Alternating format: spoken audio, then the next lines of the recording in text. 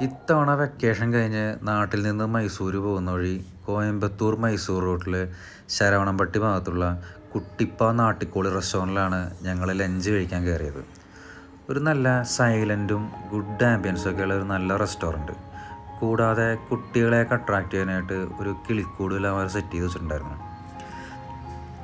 ലഞ്ചിൽ ഞാൻ വാങ്ങിയത് കുറച്ച് രസവും സാമ്പാറും വെജിറ്റബിൾസും ഒക്കെയുള്ള വൈറ്റ് റൈസ് താളിയും, പിന്നെ ഫാമിലി വാങ്ങിയത് നാട്ടിക്കോളി ബിരിയാണിയുമായിരുന്നു.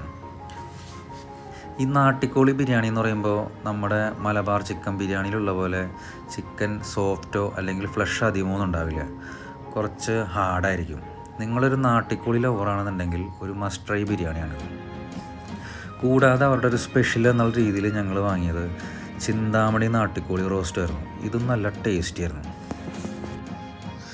ഇവരിവിടെ പാചകത്തിനായിട്ട് ഉപയോഗിക്കുന്നത് ഇവരുടെ ഫാമിൽ തന്നെ വളർത്തുന്ന നാടൻ കോഴികളായിരുന്നു. പിന്നെ ഇവർ പാചകം ചെയ്യുന്നത് നല്ല വിറകടുപ്പിലാണ്. നിങ്ങൾ കുറച്ച് പ്രൈവസിയിലും ഇൻഡിപെൻഡൻറ്റുമായിട്ടാണ് ഇരിക്കാൻ ഉദ്ദേശിക്കണമെന്നുണ്ടെങ്കിൽ പുറത്തുള്ള ഇവരുടെ ഹട്ട് സെറ്റപ്പുകൾ പ്രയോജനപ്പെടുത്താവുന്നതാണ്.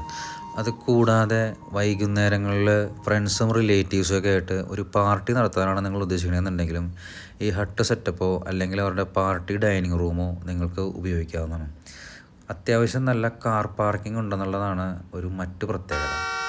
പിന്നെ അത് കൂടാതെ തമിഴ്നാട്ട് ശൈലിയിലുള്ള പിച്ചിപ്പോട്ട കോഴിയും നാട്ടുകോഴി സൂപ്പും മറ്റെല്ലാ നോൺ വെജ് ഐറ്റംസുകളും ഇവിടെ അവൈലബിൾ ആണ്.